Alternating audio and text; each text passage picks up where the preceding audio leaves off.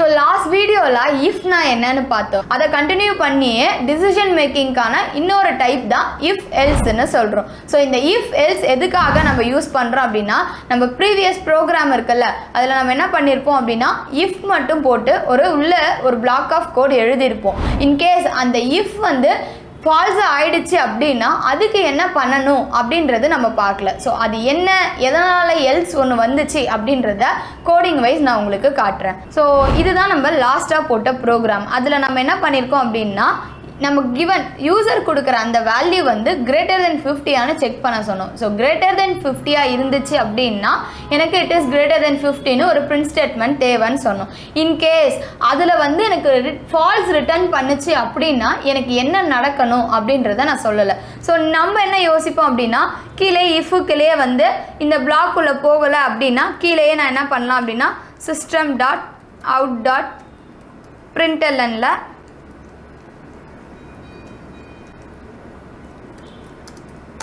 it is not greater than போடுவோம். இப்படி நம்ம போடும்போது நமக்கு என்ன ப்ராப்ளம் ஆகும் அப்படின்னா, இப்போ நான் எக்ஸிக்யூட் பண்ணுறேன் இந்த ப்ரோக்ராமை.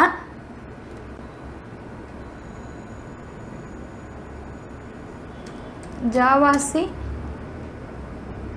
test12.java.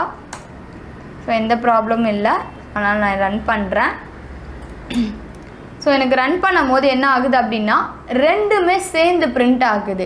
ஸோ எனக்கு என்ன அப்படின்னா, இஃப் ஃபால்ஸ் ஆச்சு அப்படின்னா எனக்கு இட் இஸ் நாட் கிரேட்டர் தென் 50 மட்டும் வரணும். ஆனால் எனக்கு இப்போ என்ன ஆகுது அப்படின்னா ரெண்டுமே பிரிண்ட் ஆகுது. ட்ரூ இஃப் வந்து இப்போ எனக்கு ட்ரூவாக இருக்குது, கவனிங்களேன். So int as equal to நான் 17 கொடுத்துருக்கேன். ஸோ எனக்கு இஃப் ட்ரூ ஆகிருக்கு. ட்ரூ ஆகிட்டு என்ன ஆகுது அப்படின்னா இந்த பிரிண்ட் ஸ்டேட்மெண்ட்டு எனக்கு பிரிண்ட் ஆகுது. அதே மாதிரி அதுக்கு கீழே நான் கொடுத்துருக்க இந்த ஸ்டேட்மெண்ட்டு எனக்கு என்ன ஆகுது, பிரிண்ட் ஆகுது. ஆனால் நான் கீழே கொடுத்துருக்க இட் இஸ் நாட் கிரேட்டர் தென் நான் கீழே கொடுத்துருக்க இந்த ஸ்டேட்மெண்ட் எனக்கு இஃப் வந்து ஃபால்ஸ் ஆனால் மட்டும் பிரிண்ட் ஆகணும், மற்றபடி இது எனக்கு பிரிண்ட் ஆகக்கூடாது.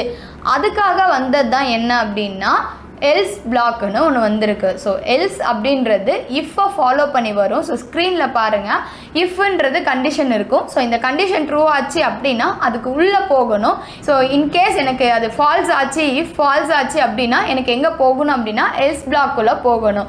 ஸோ இதுதான் என்ன அப்படின்னா சின்டாக்ஸ் ஆஃப் இஃப் எல்ஸ்ன்னு சொல்லுவோம். ஸோ இப்போ நான் அதை ப்ரோக்ராமேட்டிக்கலாக உங்களுக்கு காட்டுறேன். இப்போ நான் என்ன பண்ணுறேன் அப்படின்னா இந்த இஃப்க்கு ஃபாலோ பண்ணி நான் என்ன பண்ணுறேன் அப்படின்னா எல்ஸ் பிளாக் போட்டு அதை ஓப்பன் அண்டு க்ளோஸ் போடுறேன். இப்போ இந்த ப்ரோக்ராமை நான் ரன் பண்ணுறேன்.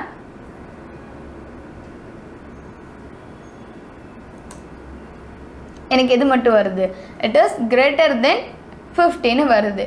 ஸோ இப்போ எனக்கு என்ன வரல அப்படின்னா அதுக்கு கீழே கொடுத்துருக்க அந்த லைன் ஆஃப் கோட் எனக்கு பிரிண்ட் ஆகலை. இன்கேஸ் இப்போ நான் வந்து இதை 20 மாற்றுறேன் அப்படின்னா எனக்கு இப்போ இஃப் கண்டிஷன் ஃபெயில் ஆகும். இப்போ எனக்கு என்ன வரணும் அப்படின்னா it is not greater than 15 மட்டும் வரணும். ஸோ அப்போ எனக்கு என்ன வரும் அப்படின்னா it is not greater than 15 வரும். ஸோ ட்ரூனா இன்சைட் த பிளாக் எக்ஸிக்யூட் ஆகணும், ஃபால்ஸ்னால் அதை ஃபாலோ பண்ணி வந்திருக்கா எல்ஸ் பிளாக் வந்து எனக்கு எக்ஸிக்யூட் ஆகணும். இதுதான் என்ன அப்படின்னா இஃப் எல்ஸ்ன்னு சொல்லுவோம்.